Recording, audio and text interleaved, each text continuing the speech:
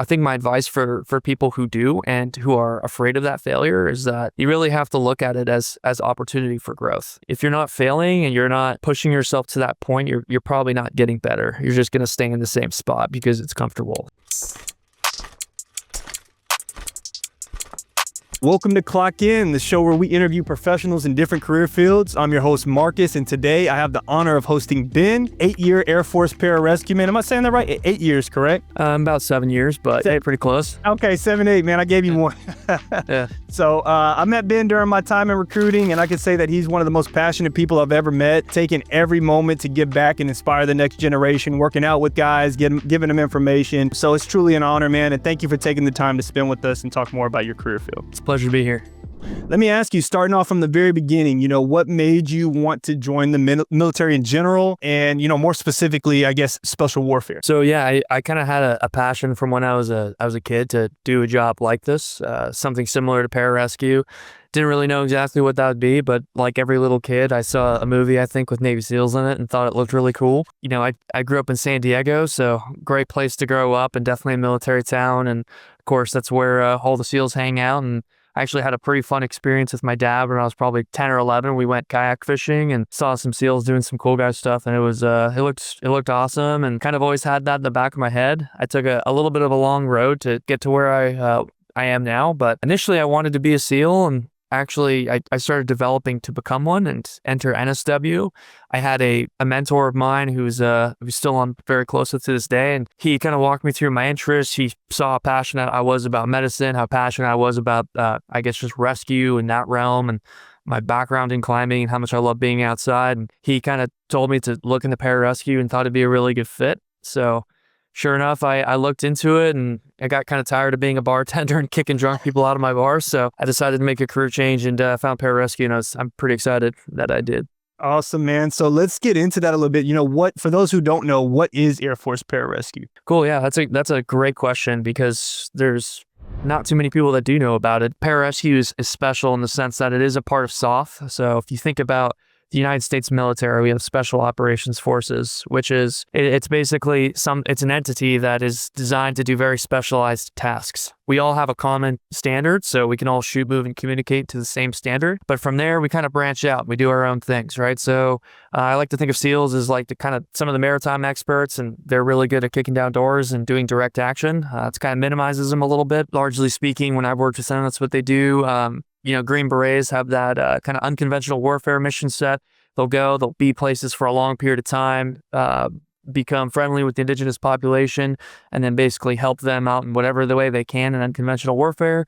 And you can go on and keep going for like Rangers and so on and so forth. Pararescue, the way I see it, is our primary mission set is we are the problem solvers within SOF. And the tools that we have to do that are primarily our skills in medicine. All of us are paramedics. Some of us go on to get even higher credentials like flight paramedic, tactical paramedic, critical care paramedic, so on and so forth. Also skills in ropes. So we're search and rescue specialists. So we do lots of high angle, low angle training. We do confined space. I mean, there's probably a million others that I'm missing. So we do a lot of work in the technical rescue sphere, again, the medicine sphere, and then we have that common SOF capability of being able to shoot, move, and communicate, and then, of course, attached to an ODA, attached to a SEAL team, a Ranger team, whatever it might be, and kind of blend in and be a chameleon, but also provide that specialty skill. And the short answer is we're really good at medicine, pretty good at ropes, and have a couple other things, but really we're SOF with those extra skills. Awesome, man. To simplify it for maybe some of the audience, what would be a general mission that a PJ would respond to? Yeah, so what's interesting about our career field is we're unique in that we do respond to civilian search and rescue missions.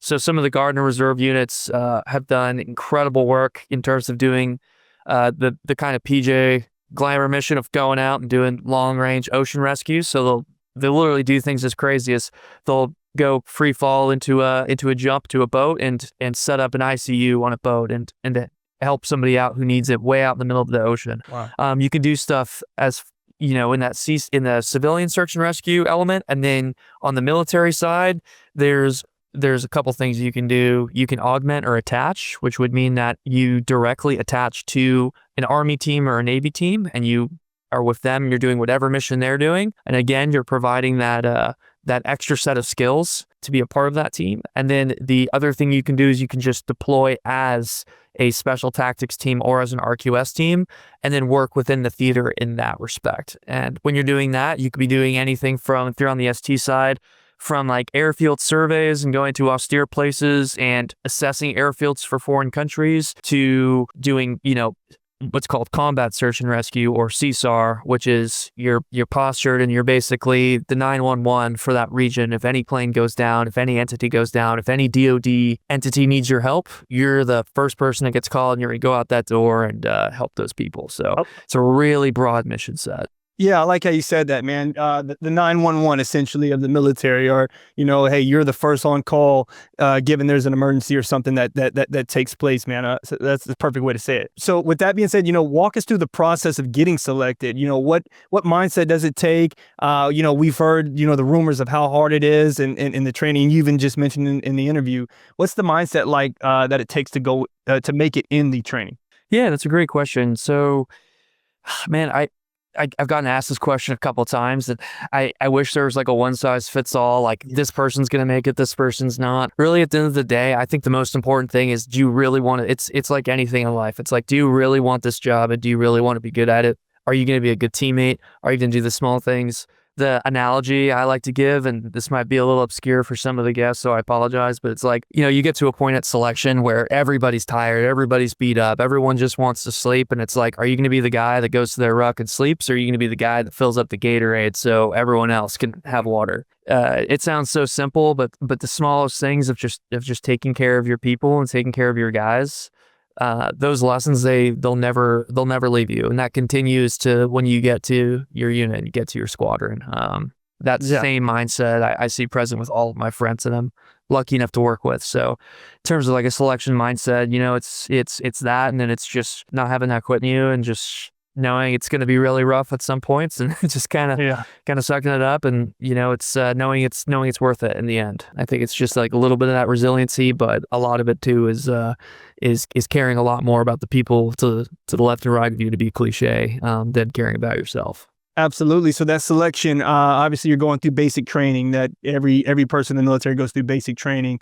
Just, what happens right after basic training? Yeah, sure. So the pipeline, to my understanding, the pipeline has changed. I know I'm sounding like an old head, even though I'm still a pretty green guy, but like the pipeline has changed considerably since I was in. It used to be, so you'd go through basic training, which was actually the hardest part of the whole pipeline for me, because just the lack of stimulus and it being COVID and us not being able to really do much, funny enough. And then you kind of go from basic training, and we went straight into the fire at prep, where it started becoming a little bit of a butt kicker from the very beginning. Prep was like maybe 9-10 weeks. After prep, you would get slotted for a selection spot. If you went ahead and got picked up, you then go from selection to pre-dive. And then for us, we had to wait quite a bit of time between pre-dive and dive. So we hit airborne and SEER, and then we went to dive about maybe a year to a year and a half after pre-dive, which was a rude awakening, getting back in the pool and doing a 50-meter underwater after not doing one for a long time. But we went from there to,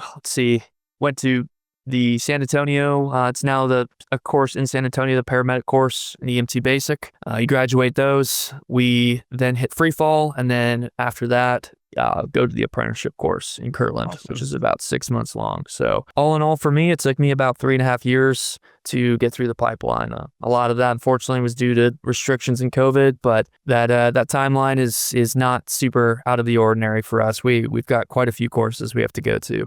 With that being said too, and you kind of mentioned this with BMT, a little bit basic training, but what was the hardest part of training for you, particularly outside of maybe BMT? I went in pretty well prepared into the pipeline. I had a background in collegiate sports, and I think that really helped me in terms of preparing myself physically and mentally, and just kind of being able to take a beating. So my background was in soccer and track, so I had a really good background on land, and the water definitely beat me up a little bit. I at sinking pools and I lose all my coordination once I get in the water. But those are skills you can work on. I kind of learned early on that, just not beating yourself up for the small failures is like one of the most important things.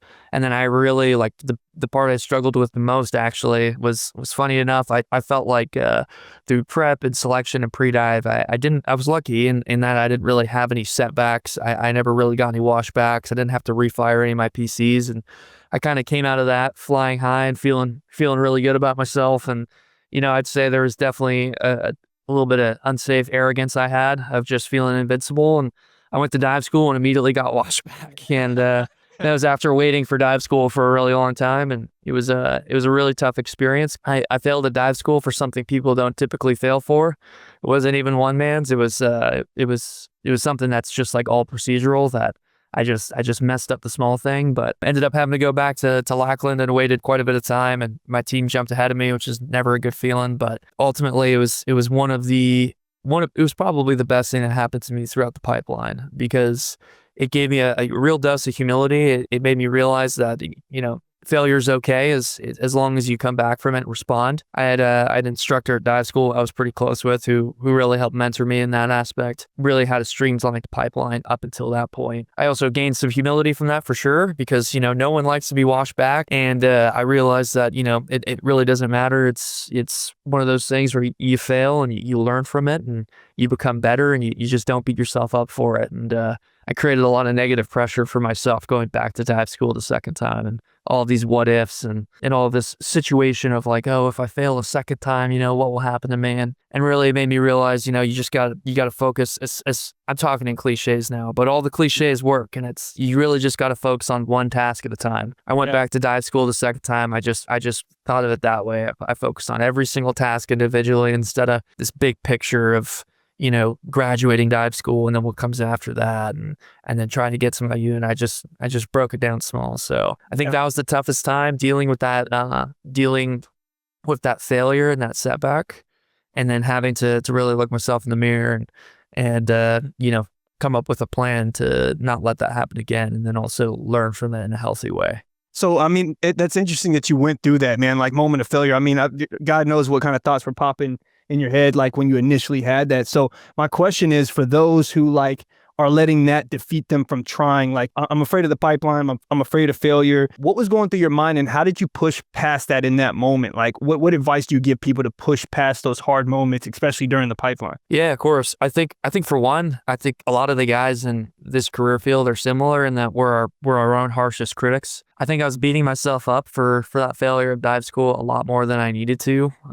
It's going to happen. There's not a single person in this world who exists who would go through the pararescue pipeline, the controller pipeline, the SEAL pipeline, fill in the blank, any soft pipeline. There's not a single person alive in this world that would go through that without one point of failure. You're gonna fail something. I think my advice for people who do and who are afraid of that failure is that you really have to look at it as opportunity for growth. If you're not failing and you're not pushing yourself to that point, you're probably not getting better. You're just going to stay in the same spot because it's comfortable. I'd say, you have a healthy respect for it, for what you're going to do, and you prepare yourself as much as you can, but embrace the failure, be ready for it. And then the big thing is deal with it in a healthy way. Anything that you do in life, I mean, there's going to be points of failure. And if you let that affect you, if you let that stop you, you won't be able to push through and have success. So, I mean, great piece of advice. Okay, so, we're past the pipeline, you earn your beret. Take me back to your first couple, you're operational at this point. How was it putting everything that you learned to use at that point? Was it nerve-wracking? Did you feel like you were well equipped at that point? How was that? So pararescue, you kind of have two different paths you can go down once you get your hat.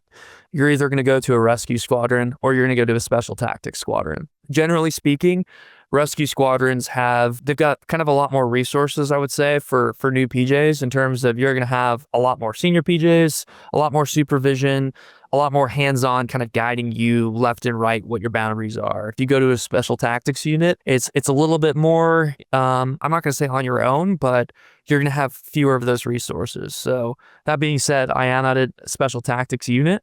For my deployment, when I first got to operational status, it definitely felt like I got completely just tossed in the fire. And it was some senior controllers on my team who said, you know what, You seem like you're going to be fine and we're going to trust you. I would call it a pressure, but I guess a pressure of like, you admire these people and you admire team leadership. But the last thing in the world you want to do is you let them down. So you just do your damnedest to make sure that you do everything you can to do your job well. So I was pretty nervous, and I felt like I was given a lot of responsibility being a brand new PJ and being a new member on team. It was a little nerve-wracking in that sense, but I mean, honestly, the pipeline I thought prepared me so well. It's like the pipeline, really, every task in the pipeline, you don't even realize it when you're doing it, but every single task in the pipeline is you have a problem in front of you. You have a certain amount of time and stress to be able to solve it, and you have to solve it. It's literally no different than from when you get operational. It's like every test at pre-dive, every test at the apprenticeship course, that's a problem placed in front of you, and you just got to solve it. So when I got operational and I deployed, it was the same sense, but a little bit different. Perfect. I mean, like diving, I don't know, me kind of reflecting on that mental preparation, as a younger airman coming in where, like, hey, lives are literally on the line here, and you got people that are entrusting the responsibility, as a veteran PJ or a new PJ up to you. You have to figure out that problem quick. And you kind of alluded to where that mental preparation comes from. So let me ask you, what does teamwork look like? You mentioned a lot of times team, right? What does teamwork look like amongst the PJs? Is that something that you would say is important as you're going through everything, or what's your outlook on teamwork? Oh, absolutely. I mean, you really can't be a successful PJ as an individual. I think everything we really do as a PJ now with the unit is involving the whole team. I think especially in a deployed environment, I mean, you're gonna hopefully be, I guess if you're augmenting, you could be alone. But even when I was working with an Army entity, when I was working with an ODA, I was still relying on 18 Deltas and still relying on those team members to help accomplish tasks. I think what's really important is that you, especially as a new PJ, you show that you're willing to put the team first. You put the time in to prioritize team tasks over personal tasks. It's something that I've noticed since I got to my unit, which I really admire, is that pretty much everybody on my team, it's if there's a task to do that's team related or team gear, that takes priority over really anything that they have on the personal note. Yeah.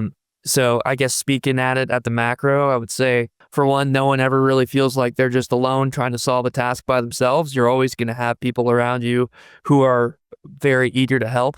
It's stuff as small as, like, I remember I was fixing this is super obscure, but it's like I was fixing my truck in the parking lot at work. I have 3 or 4 guys walk by. Every one of them stops what they're doing, puts down their phone, comes over and starts helping me try to figure out why my 1987 Land Cruiser's leaking. It's so funny because every one of them is a freaking problem solver, for one, and every one of them too is like, well, I'm not gonna go work out if my dude can't get home. So they stop what they're doing and help. And for me, it's that kind of environment that is cultivated, and I think in SOF, that it makes it really special. Everyone is first priority is looking out for the next person, not themselves. Yeah. That's amazing. I mean, it's like the way you just put it, man. It's even beyond the career field. It's like, hey, there's a guy out here with a broke down truck. Let's go out here. You don't see that in the civilian sector a lot, man. People are all about themselves, and hey, how can I push myself further? So that's amazing. That's a good quality. Okay, so what's something, if anything, about being a PJ that most people don't expect, maybe even yourself, like after doing it so many years, that is not a part, you can't find it on a recruiting headline page, or you're not going to see it unless you actually are living it? Is there anything like that exists?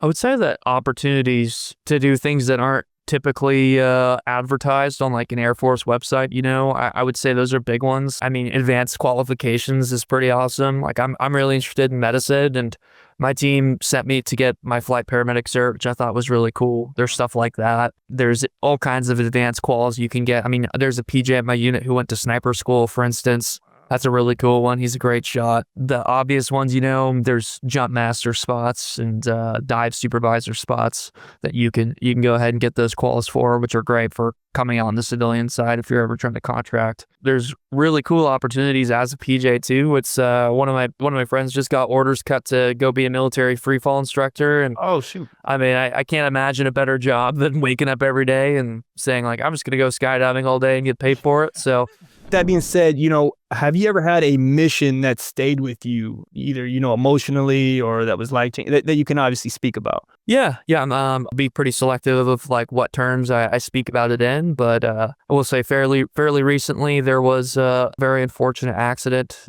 near Joint Base Lewis McChord where an HH-60 went down, and myself and a couple other PJs at my unit, we were tasked with the recovery of the remains of that mission. So personnel recovery and sensitive item recovery are key taskings for pararescuemen, and it's a big part of our training is preparing for that. So I'd actually never responded to a helo crash before that. It was like a dream from hell, because you can be told about it over and over and over again from people who have experienced it, but the amount of energy that goes into one of those crashes and the amount of damage and just kind of the things that don't seem to make sense, where you have like helicopter fuselage blown hundreds of meters away, but you still somehow have intact ID cards. It just kind of makes your mind boggle a little bit. The good in that is that you're trained very well for that mission, and for the family of the lost souls that are unfortunately a part of those crashes that are just going to be inevitable. Like from their inception, helicopters crash and planes crash. Since they were invented, but as PJs, if you're squared away and you're well prepared for your job, you can do the best job possible in terms of recovering those remains and giving those families that solace and that closure of having that, and of trying to do right by the souls that were lost. So that part, in a sense, is something that's rewarding to be a part of, as heavy as it may be. It definitely sounds heavy, man, but you're a part of the recovery in a sense, man, and that gives you that sense of, hey, I'm directly affecting and helping this mission, man. And it's sad, what would happen in that particular event. Sure. Something I want to go back to that you mentioned, for someone watching this, like we mentioned, a big question they have is, what civilian career opportunities exist beyond, becoming a PJ outside? In your experience, just, with colleagues and maybe stuff that you're planning, what does that look like for a PJ, maybe getting into medicine on the civilian side, or maybe even something unexpected? So that's actually kind of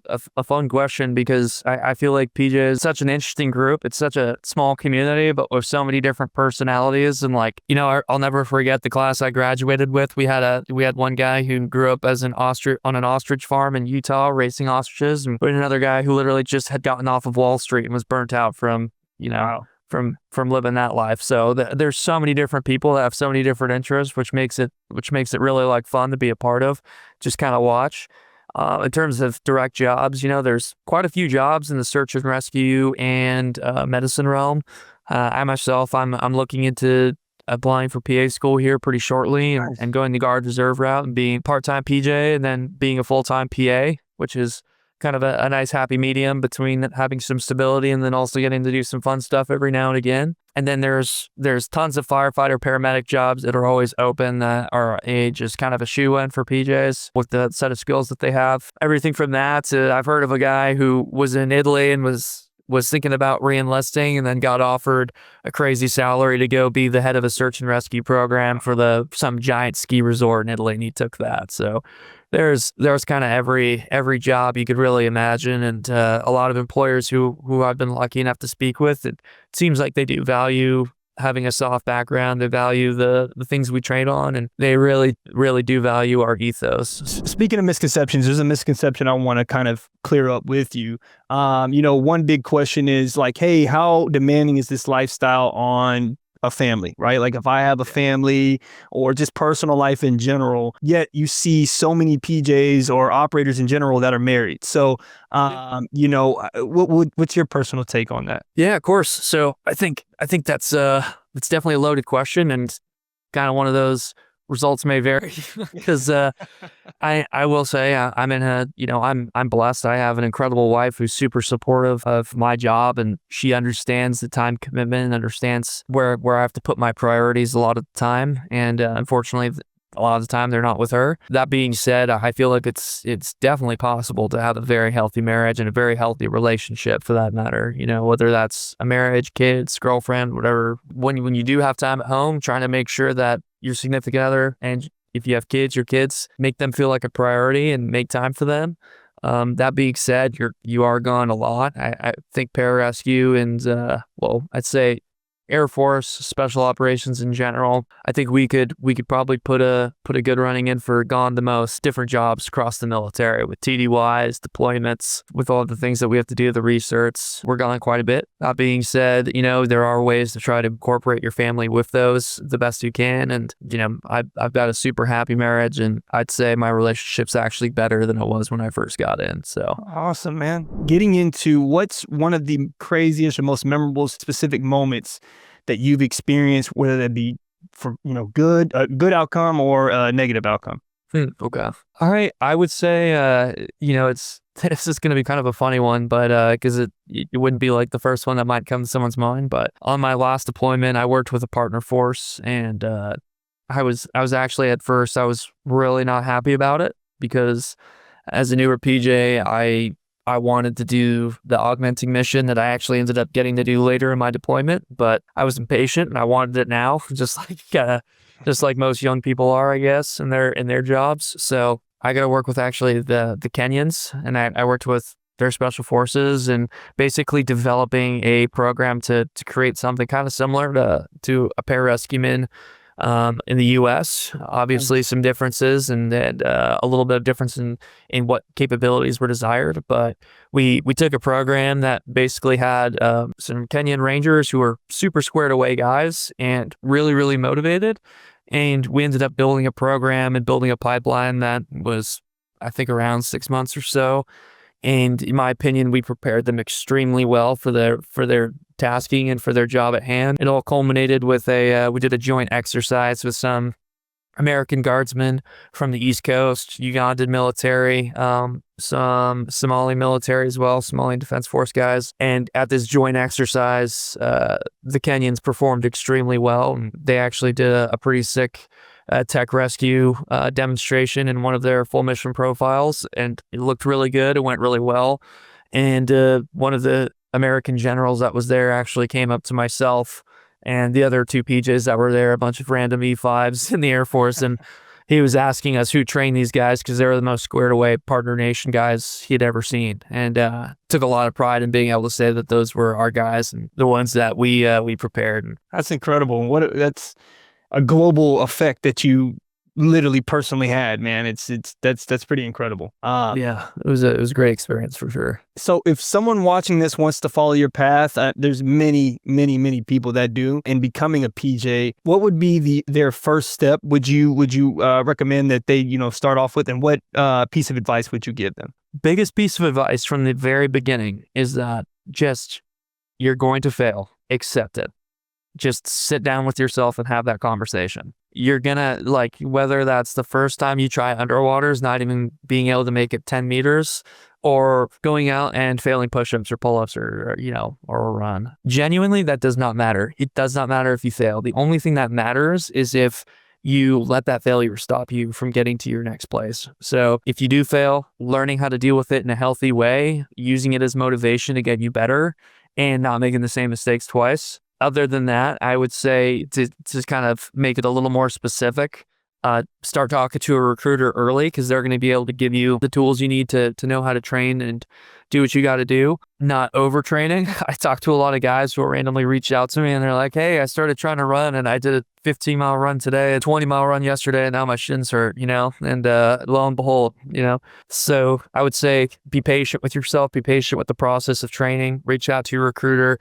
And the biggest one before going in the pipeline is don't be afraid of that pool. Get yourself in there. That pool is that's the crucible for sure. Can't make it through the pool, you're not gonna make it through the pipeline. So be very prepared for that. Be aggressive in your training, but also be gracious with yourself in terms of failure. Man, thank you so much, Ben. I appreciate your time. This has been incredible. Just being, putting yourself out there, talking about your specific story. I really, really hope that the masses benefit from it, man, and that, this inspires the next generation like we talked about in the beginning, man. So thank you so much.